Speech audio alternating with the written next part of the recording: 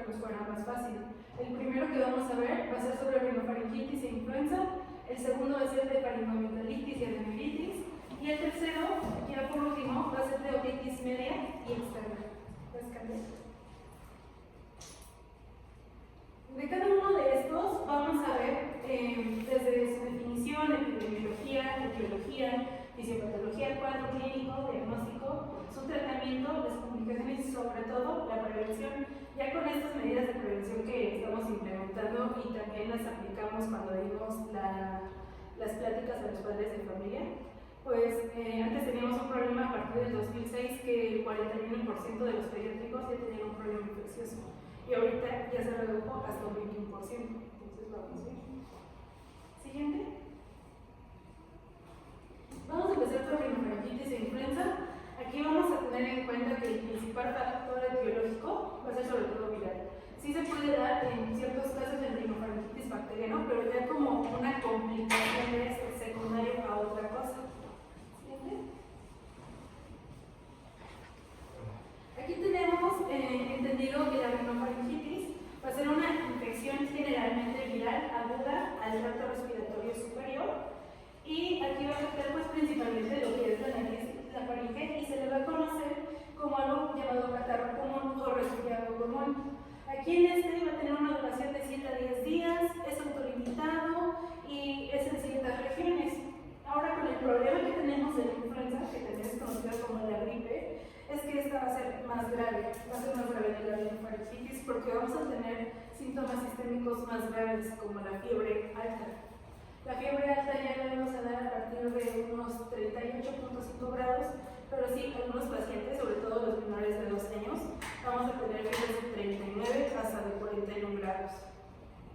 Aquí con la epidemiología de rinofaringitis vamos a ver que en niños menores de 6 años generalmente tienen de 6 a 8 episodios anuales, y a partir de edad escolar ya vamos a tener como de 3 a 5 episodios al año, o sea, es muchísimo, pero generalmente se va a dar porque están en guarderías, en la escuela, y no les va a dar tan grave como los de influenza. Generalmente se va a dar en zonas templadas a partir de otoño o de invierno, y se va a dar sobre todo por contacto directo, por otras vías respiratorias, por fomites, y su periodo de incubación va a ser de 1 a 3 días antes de que se presenten los síntomas, e incluso 1 a 2 días después de. Siguiente. Y ahora con la influenza vamos a tener un grave problema, porque se da estimado en el mundo 1.000 millones de casos al año, es decir, 1 billón de casos anuales. Y de de 3 a 5 millones van a ser unos casos graves, ya va a haber hospitalizaciones. Y sobre todo en los niños menores de 5 años es cuando se nos complican más, y en niños menores de 2 años más si tienen alguna inmunodeficiencia, están hospitalizados, o si tienen algún riesgo de patrón respiratorio. Generalmente aquí se da entre mayo y septiembre en zonas tropicales, y la vía de transmisión es la misma que la de faringitis, pero obvio el contagio va a ser mucho más, con más sensibilidad, va a ser mucho más fácil de que se den, sobre todo si hay espacios cerrados. Es por eso que debe de haber espacios ventilados. Por eso que las guarderías ven que es como algo que es generalmente encerrado y con muchos niños, entonces pues esto va a propagar más que se enfermen las personas. Siguiente. Aquí de la rinofaringitis, lo que les comentaba en un inicio, generalmente es viral. Si ya se da algo bacteriano, es porque es la complicación de algo más, ¿no? Algo secundario. Generalmente va a ser por rinovirus, después el coronavirus, virus sincitial respiratorio, que esto se ve cada rato en pediatría, de parainfluenza, adenovirus, metapneumovirus, pero el más común va a ser rinovirus. Generalmente esta parte de etiología viral se va a dar en un 95% de los casos. Es decir, del otro 5% ya va a ser bacteriano, pero algo muy raro. Siguiente. Ahora, con la influenza, este pertenece al grupo Orthomyxoviridae. Vamos a tener 3 clases. Vamos a tener desde la clase A, la B y la C. Ahorita, el problema que tenemos es con la A. ¿Por qué? porque generalmente con la A es la que nos va a dar una pandemia.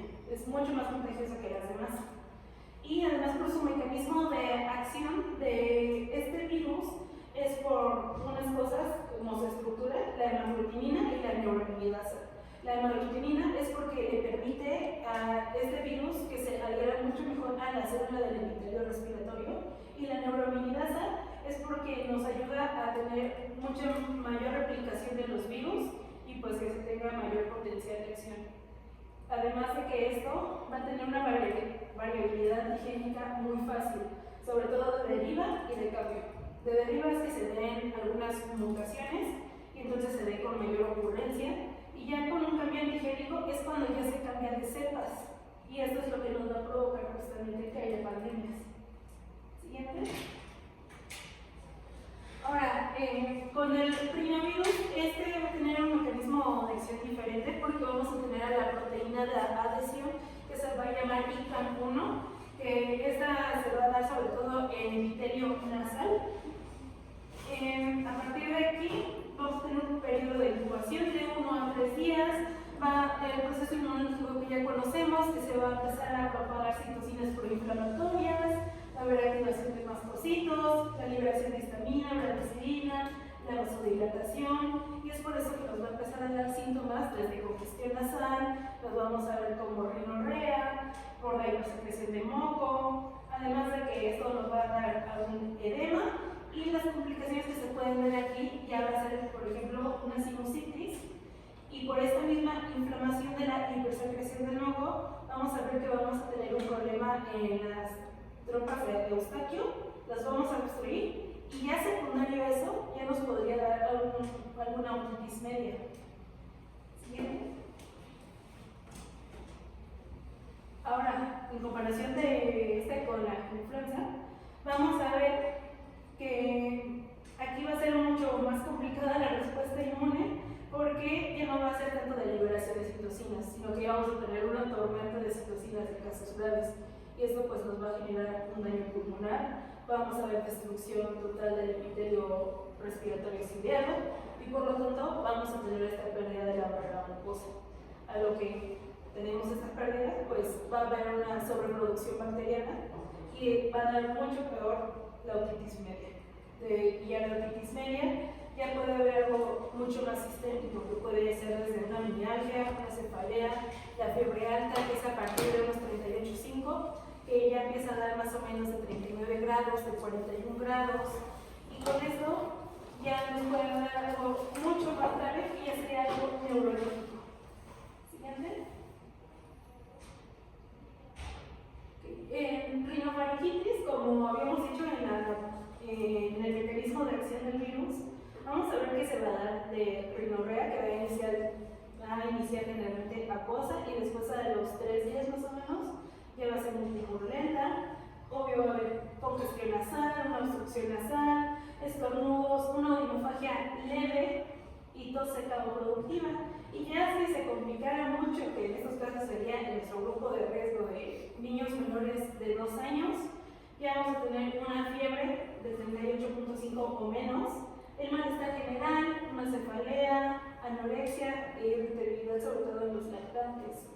Y ya va a variar de acuerdo a los días en que se encuentre. Generalmente en la rinofaringitis se va a dar de 7 a 10 días, y el pico de síntomas va a ser del día 2 al día 4. Siguiente. Pero aquí con el problema de la influenza es que es muy diferente a la rinofaringitis, porque es de inicio súbito y muy brusco. Es muy brusco, se da la fiebre muy alta, se dan unos escalofríos intensos, unas mialgias muy fuertes, cefaleas, malestar general severo, otros síntomas gastrointestinales que se dan sobre todo en lactantes. En adultos no se da casi, de náuseas, vómitos, diarrea, un dolor abdominal muy intenso. Y ya si se tienen complicaciones, ya aquí ya podemos ver una miositis aguda benigna hasta una encefalitis. Siguiente. Y entonces, para que podamos diferenciar de una rinofaringitis a una influenza, pues sobre todo vamos a tener en cuenta que sí, los dos son de origen viral, pero también se podría dar bacteriano, pero es secundario a que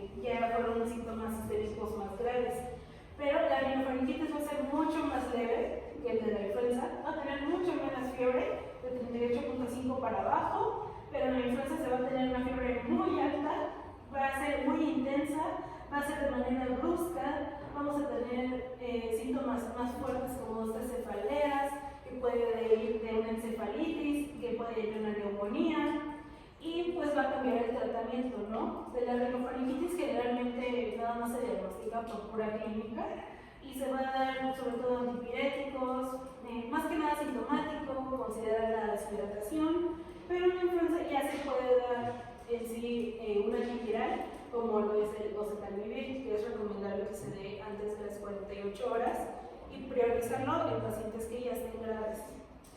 Siguiente. Como les decía de la rinofaringitis, sobre todo es clínico, ¿no?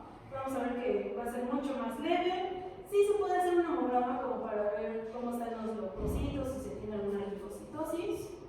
Y en la influenza sí nos podemos ayudar de una prueba rápida de antígenos, pero este va a tener una sensibilidad del 50 al 70%. Entonces nada más se recomienda darle que ustedes estén muy seguros de que sí tienen y nada más es algo algo confirmatorio. Pero la mejor siempre va a ser la PCR. La PCR va a tener una sensibilidad del 95%, pero sí se tarda más, ¿no? En que salga del laboratorio.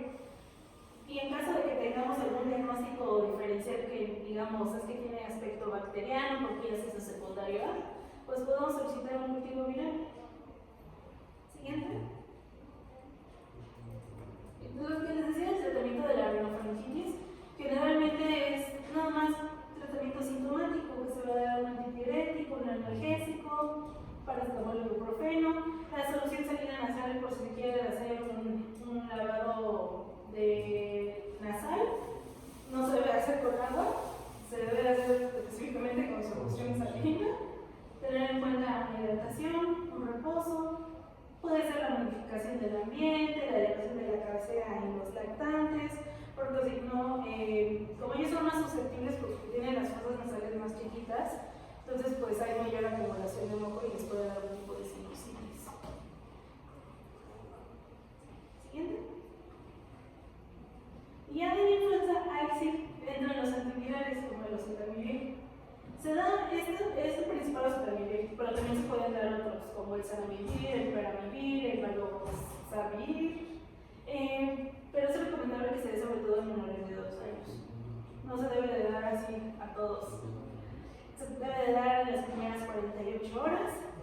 Y pues esto sobre todo, no tanto para los síntomas, sino para inhibir el virus, porque lo que va a hacer el oseltamivir va a ser que va a disminuir la neuraminidasa, que es el que hace la replicación viral, y entonces ya cada vez el sistema inmune vaya mejorando y vaya eliminando todo lo viral. Y aparte de esto, pues se da para lo sintomático, igual que damos para la rinofaringitis, de paracetamol, para el ibuprofeno, para la fiebre, las mialgias, y sobre todo recalcarle a los pacientes que por favor no usen aspirina, porque los niños se da el síndrome de Rett. ¿Alguien sí se acuerda de ese síndrome? ¿De Rett? Sí. De Rett. Sí, de Rett, sí. Sí, se da por la aspirina a los niños, entonces no le dan aspirina ni sirve para los niños. No se le debe dar. Solamente, pues, bueno, lo que dan en la consulta es ibuprofeno. Sí, pues, el ibuprofeno va a ser lo mejor. Las complicaciones que ya les había comentado, la rinofaringitis, esto solo en caso de que se complique.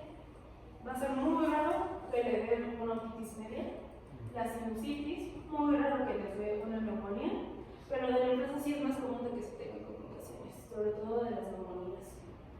Y pues ya si se complica mucho más nuestro paciente, ya le puede dar incluso una encefalitis.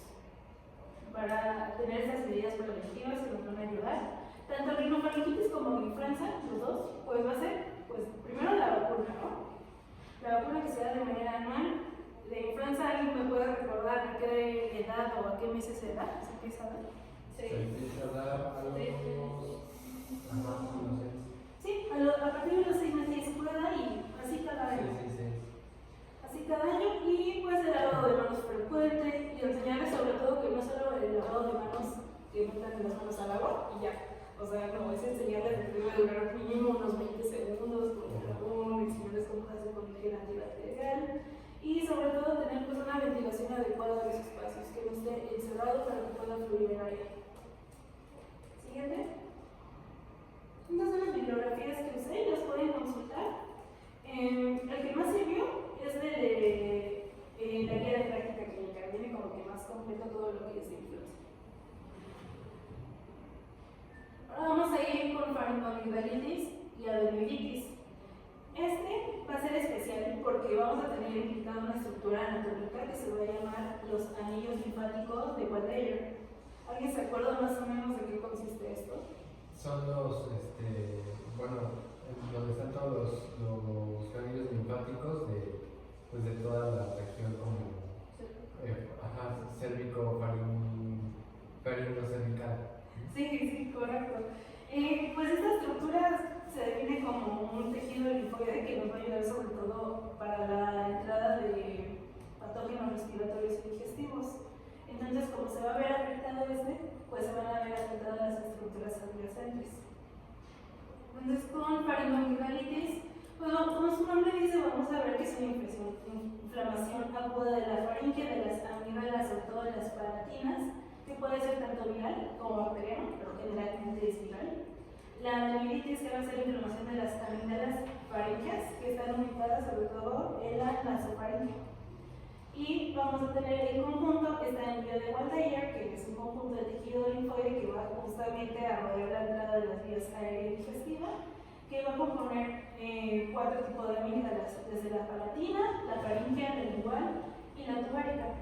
Este va a ser como la barrera de primera línea inmunológica que vamos a tener en estas entradas de patógenos. Siguiente.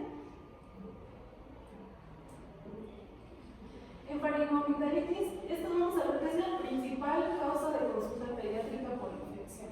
O sea, en Estados Unidos, anual, se dan 11 millones de casos. Generalmente es de 5 a 15 años.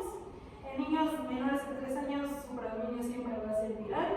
Y pues se va a dar desde otoño, invierno, primavera, se va a dar de transmisión de gotitas respiratorias por contacto directo o de fomites. Y se puede ya dar una complicación que ya no vamos a llamarlo como faringoamigdalitis, ya lo vamos a llamar como faringitis estreptocócica por el grupo beta hemolytítico del grupo A. Aquí sobre todo se va a dar en edad escolar y pues generalmente esto sí puede causar una epidemia, sobre todo en comunidades cerradas, en zonas de guarderías, y puede haber portadores asintomáticos que son súper peligrosos, lo vimos con el coronavirus. Ya de adenoiditis va a ser frecuente sobre todo de niños de 2 a 6 años. Vamos a ver que por esta misma inflamación vamos a tener una hipertrofia adenoidea y ya puede causar algo crónico. Generalmente va a ser por la obstrucción nasal, que gracias a esto se va a inflamar el conducto tubérico de Eustaquio, y entonces pues como va a haber una obstrucción de las estructuras, pues va a haber acumulación de moco y eso nos va a dar, aparte de que nos va a dar una sinusitis horrible, les va a dar una otitis media que va a ser recurrente. Siguiente. Como les dije, generalmente la faringoamigdalitis va a ser viral. Se puede hacer varios estudios para esto, para confirmar como el grupo patógeno. Generalmente es el virus de Epstein-Barr, puede ir del enterovirus, rinovirus, virus de herpes simple, como lo vimos en Bacter, en virus también lo vimos, citomegalovirus, y lo que acabamos de ver de influenza o parainfluenza, que los dos son diferentes. Y ya de bacterianas, ya cuando ya se complica, ya nos va a dar algo post-estreptocócico, ya va a ser de Streptococcus pyogenes, del grupo C y G, de Neisseria gonorrhoeae, Corynebacterium, y pues de adenoiditis, también puede ser viral, sobre todo el virus sincitial respiratorio, el rinovirus, adenovirus. Y vamos a tener en cuenta que vamos a ver unos criterios que se llaman de Marquisach, que son como los criterios de centro, pero son modificados especialmente para niños, para que nos ayude a diferenciar si es viral o es bacteriano.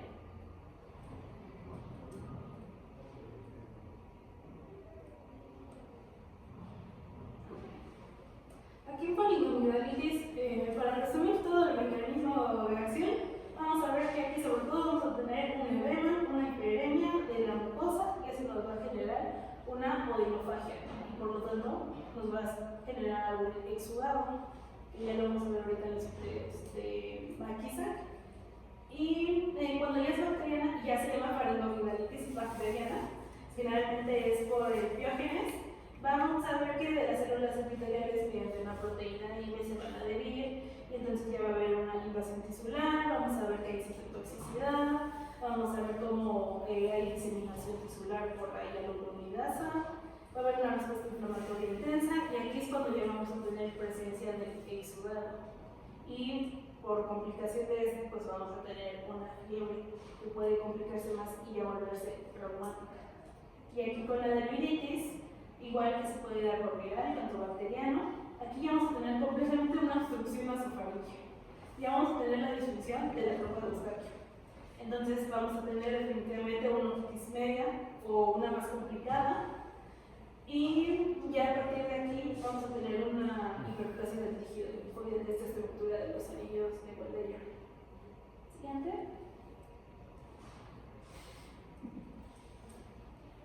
Entonces, pues con lo que les estoy diciendo ya podemos saber más o menos cómo es la clínica de faringoamigdalitis y cuál es la de adenoiditis.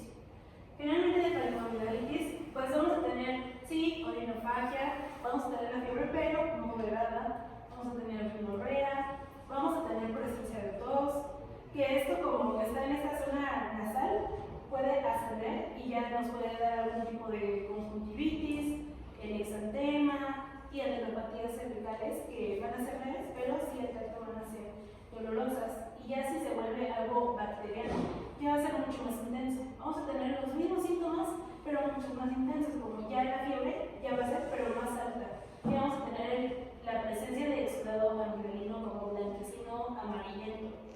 Y ya vamos a tener las mismas adenopatías cervicales, pero mucho más dolorosas el tacto. Siguiente.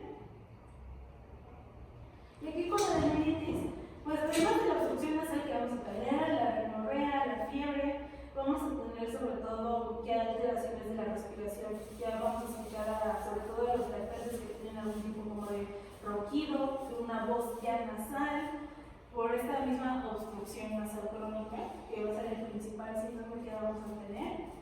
Y ya si dentro de esto ya se vuelve algo grave, ya vamos a tener presencia de apneas del sueño. Vamos a tener alteraciones y pues si le dan a su paciente de manera recurrente, pues vamos a tener una alteración del crecimiento, vamos a tener un retraso. Y no solo estoy hablando de manera corporal, sino también de sus estructuras como de la trompa de Eustaquio, pues no se va a desarrollar bien porque está en constante infección. Y entonces, pues eso va a afectar a su audición. Siguiente. Eso es lo que les decía de la escala de Maquisac, que son como los criterios de centro, pero para niños. Y este nos va a ayudar a definir si va a ser de origen bacteriano o viral, porque es para centro modificado, ¿no? Sí, se llama así también, lo podemos usar así como centro modificado. Y este nos va a evaluar algunas cosas como son temperatura mayor a 38, ausencia de tos, exudado, adenopatías cervicales dolorosas y que estén en una edad de 3 a 14 años o mayor a 45 años. Dependiendo del puntaje que se dé de cada uno, vamos a ver cuál es la probabilidad de que sea algo bacteriano. Si nos da un puntaje de, por ejemplo, de un punto, tiene 10% de probabilidad. Pero si ya nos da un puntaje mayor a 4 puntos, ya se tiene mayor del 50% de probabilidad de que sí o sí va a ser bacteriano. Y ya con esto podemos hacer una prueba rápida de antígeno, es mucho más específica que la que vimos anteriormente. Y esto se va a dar rápido, se va a dar unos 5 a unos 10 minutos más o menos. Pero igual podemos hacer un cultivo faríngeo, por ejemplo, para descartar el grupo beta hemolítico, sobre todo en pacientes que ya tienen secuelas de haber tenido una fiebre reumática. Sobre todo en esos casos se va a solicitar específicamente el cultivo faríngeo. Y, o sea, según la escala de Mac-Eisen, si el paciente es pediátrico, ya cumple con un punto para que sea bacteriano, ¿no? O sea, sí, generalmente de 3 a 14 años. Es como que ya tienen un mayor riesgo que todos los demás. Yo tengo la... Siguiente, por favor. Lo que nos dice de la prueba rápida de antígeno, el estreptocócico, se va a tardar unos 5 o 10 minutitos. El cultivo sí se va a tardar más, va a depender del laboratorio, pero generalmente son 2 días.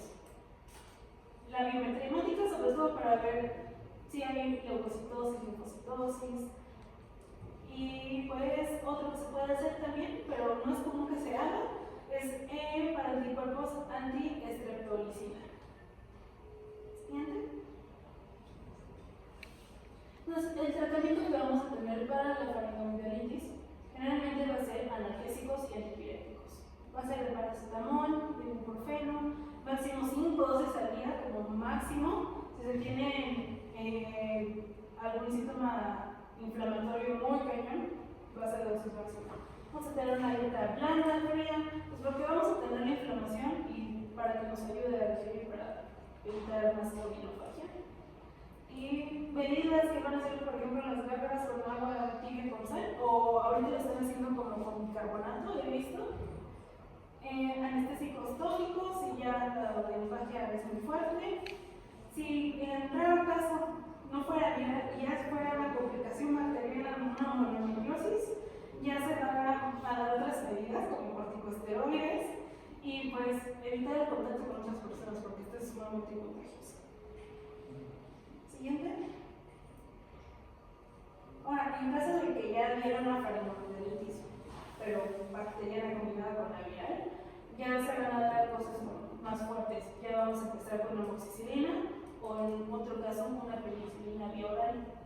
Si ya tenemos aquí una alergia a la penicilina, pues las otras opciones ya serían, por ejemplo, la cefalexina, la citromicina, la claritromicina, la clindamicina. Y aquí el punto clave va a ser sobre todo evitar la fiebre reumática. Porque como sabemos, esa es como la peor complicación que se le puede dar, sobre todo un lactante, que no tiene bien desarrollados los puntos termogénicos y ya nos puede llegar a dar una crisis febril. 50 miligramos por kilo por día de amoxicilina, ¿no? Sí. Sí. 50 miligramos. Sí, amoxicilina. Kilo día. Sí. ¿Por 10 días? Por 10 días. Okay. Para parálisis bacteriana. Sí. Ahora bien, alimentos igual se van a dar de tratamiento sintomático, nos vamos a ayudar con ibuprofeno, con paracetamol, pero en el caso de que ya tengamos una complicación mucho más fuerte, ya vamos a empezar a utilizar corticosteroides intranasales, acompañados de lavados nasales, por esta indicación que nos va a dar los corticosteroides. Los antihistamínicos nos pueden ayudar, sobre todo en estos pacientes que nos ayuda a generar el sueño, porque van a estar muy cansados, sobre todo por la fiebre que les va a dar. Tener en cuenta también la hidratación y tener cuidado con las otitis. ¿Por qué? Porque, por ejemplo, un lactante, ¿cómo les va a decir que les duele el oído? Claro. Entonces, pues, es tener en cuenta eso para que no queden con alguna secuencia por esta lesión en la membrana timpánica y que progrese una hipoacusia. Una secuela, ¿no? Sí, una secuela. Y ya con las complicaciones que generalmente ya son algo raras, pero sí se dan, ya sería que se dé algún tipo de absceso, ya sea que se dé un absceso perinephranino, un absceso protofaringeo, que estos generalmente se van a dar en menores de 5 años. Y ya en la extensión de la estructura, que hay la ascitis, una sinusitis, y lo peor que nos puede pasar ya sería una mastoiditis.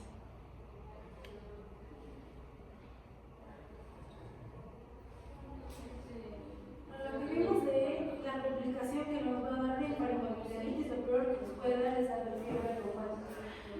Aquí, porque va a ser una respuesta autoinmune muy fuerte de los lactantes y ya puede darnos algo mucho mayor como una carditis, una poliartritis, una corea, el eritema marginado, los nódulos subcutáneos y pues generalmente con estas unidades de fiebre nos van a dar convulsiones o alguna crisis febril.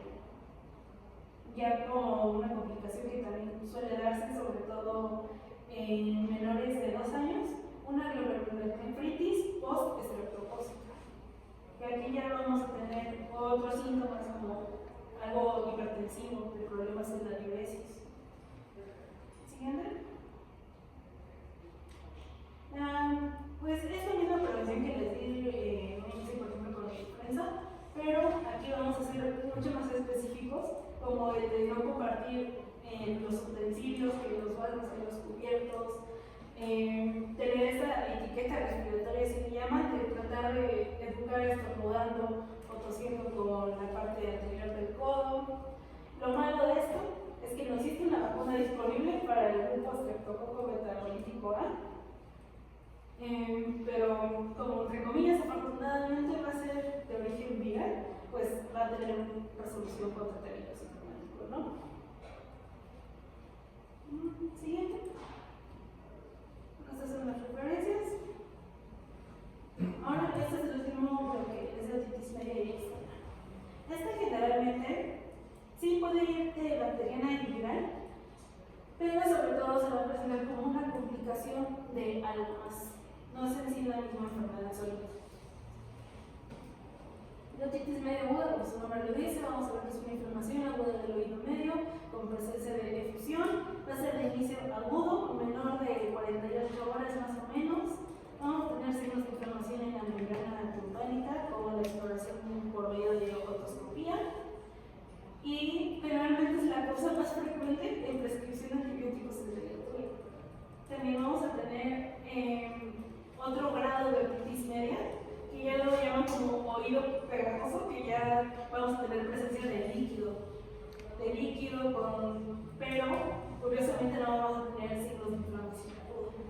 Y lo malo con esto es que como no vamos a tener signos de inflamación aguda, pues por ejemplo un lactante no se va a quejar tanto. Y pues aquí tenemos algún riesgo de que haya una hipoxemia porque no lo tratamos. Ya como algo que se llama oído de nadador, esto ya es una otitis externa aguda. Se llama así porque al ser un oído de nadador, como están las albercas y salen y nada más se bañan, se cambian, generalmente no se secan los oídos. Entonces, pues este conducto líquido externo pues tiene un pH ácido, y pues esta agua que está clorada va a alterar el pH y pues va a provocar que haya más susceptibilidad a agua bacteriana. Es muy importante que si vayan a nadar o pues tener un cuerpo de agua, pues se saquen muy bien las orejas. Siguiente. De la otitis media, generalmente se va a dar antes de los 3 años, va a ser muy común, porque generalmente les va a dar mínimo un episodio al 80% de nuestros niños. Nos va a dar un episodio de esto y va a ser la segunda causa de consulta pediátrica, después de la rinofaringitis, como vimos.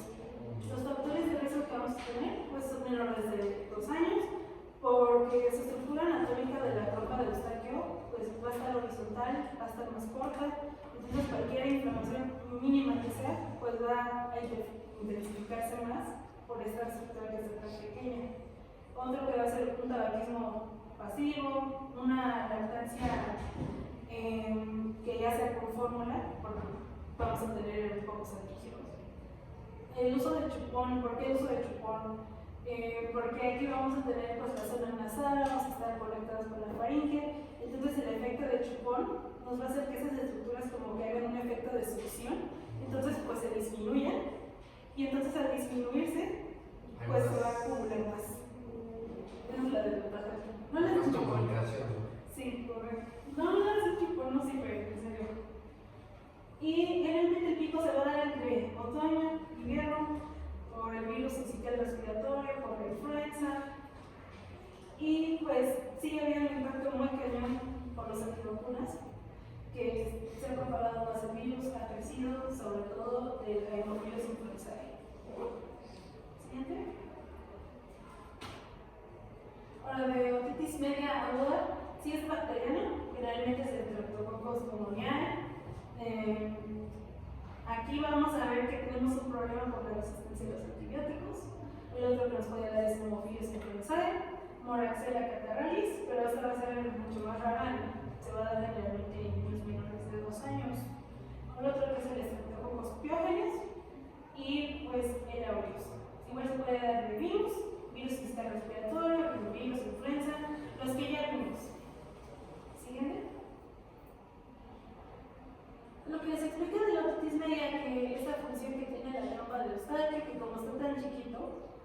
vamos a ver que hay una menor ventilación, vamos a ver que va a haber mayor drenaje de secreciones. Entonces, como la de los niños está más corta y está más flácida sobre todo, vamos a ver que vamos a tener esta presión negativa, entonces pues va a ser el efecto como del tampón y pues va a pasar todo el trasudado mucho más fácil. Siguiente. Los síntomas que vamos a tener principalmente pues va a ser la otalgia, la fiebre, ya mucho más grave la hipoacusia conductiva, una otorrea en caso de que hubiera alguna perforación timpánica y pues síntomas acompañantes que, como les dije, es generalmente secundario a otra enfermedad. Entonces, pues muy común que tengamos además de esto infección respiratoria superior, que haya llanto excesivo en lactantes, por lo tanto vamos a tener alteraciones del sueño, anorexia, náuseas, vómitos, ya sea por el dolor o por la fiebre. Y ante hallazgos de otoscopía, vamos a ver que vamos a tener un abombamiento de la membrana timpánica, que va a ser el signo principal que vamos a tener, el eritema que se va a dar alrededor, una opacidad del triángulo luminoso, una movilidad reducida de la membrana timpánica o, más grave, alguna perforación con otorrea burbular. ¿Con otorrea? Sí, con otorrea. Siguiente. Aquí tenemos otitis media, pero por efusión. Y les digo que tenemos un problema aquí porque es asintomática. Entonces, si nos pasa en un lactante, pues entonces vamos a tener mayor riesgo de algún hipoacusia en un futuro, porque se va a generar como un tipo de cicatriz en la membrana timpánica y pues esto va a reducir su abombamiento, su movilidad y pues que pasen más débiles las ondas y que nos llegue hasta el cerebro y entonces pues consecuencia de ya vamos a tener algún retraso de lenguaje en niños pequeños. Igual vamos a tener los mismos signos que les dije, pero aquí no vamos a tener ni eritema ni abombamiento. Porque les dije, si no tenemos eritema ni abombamiento, pues no va a generar dolor. Entonces, pues por eso va a ser asintomático. Siguiente. Aquí la principal herramienta diagnóstica que vamos a tener, pues va a ser la otoscopía neumática. Sobre todo para ver el abombamiento que hay, ¿no? Para ver si hay una movilidad reducida, para ver si hay infusión en oído medio. También nos va a ayudar a ver la posición, el color, la translucidez, la movilidad. Y ya vamos a ver si encontramos hallazgo ya sea de una timpánica que es normal, que es la gris aperlada, o también decía en las guías de práctica clínica como decía, anacarado. Pero nunca he visto como bien ese color, es generalmente como que más gris. Es el color de vaca. Ajá, me gustó. Y pues también procuren ver las anatomías, ¿no? No porque vayamos a encontrar una complicación a causa de esto, sino porque luego lo hacen, por ejemplo, el tamizaje y ya podemos encontrar ahí algo normal y ya avisarle a la madre, ¿no? Siguiente.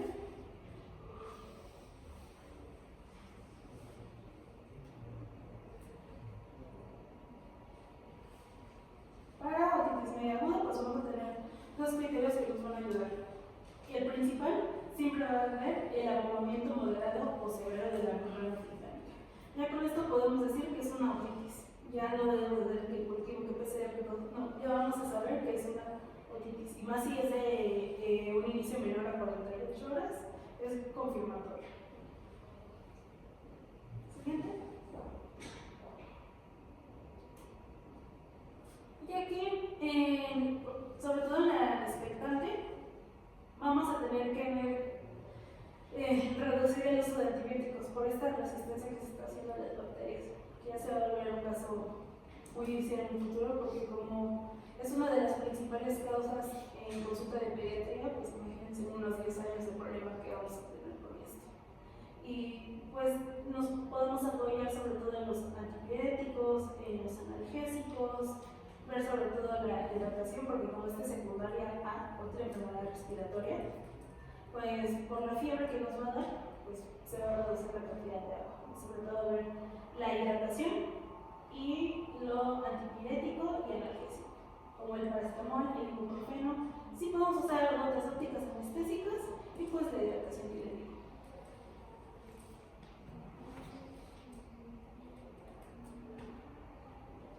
Ahora, en caso de que sí debemos usar antibiótico en casos específicos, de primera línea siempre va a ser la de amoxicilina. Pero en caso, por ejemplo, del anterior que preguntaron, que era de 50 miligramos, en este caso ya vas a tener una dosis alta, por la misma resistencia que vamos a tener. Aquí ya vamos a empezar a usar de 80 a 90 miligramos por kilogramo por día, cada 12 horas.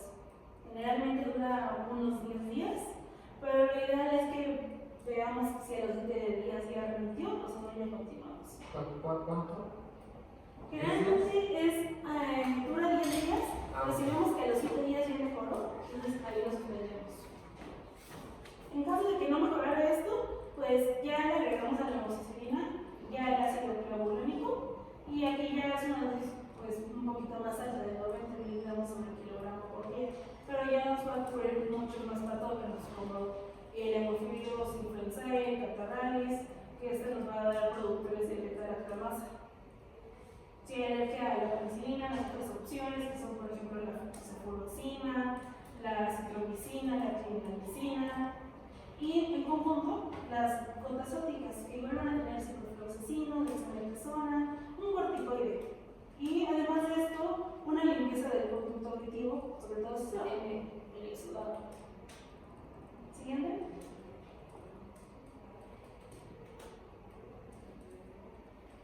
Ahora, en otitis media, si ya tenemos una complicación aparte de la antibioticoterapia, ya vamos a necesitar algo más quirúrgico. Ya vamos a necesitar algo que se llama timpanostomía, que aquí se va a utilizar para evitar algún tipo de hipoacusia, ya sea unilateral o bilateral. Aquí generalmente se les da como una inserción de un tubo de ventilación bajo anestesia general, porque como se tapan estos conductos que son tan chiquitos, pues se fluye completamente. Entonces como que hace una ayuda para expandir. Si ya vemos alguna complicación del exudado que ya se nos pase a, por ejemplo, a una adenoiditis, pues se va a hacer una adenoidectomía, una mastoidectomía hasta una timpanoplastía.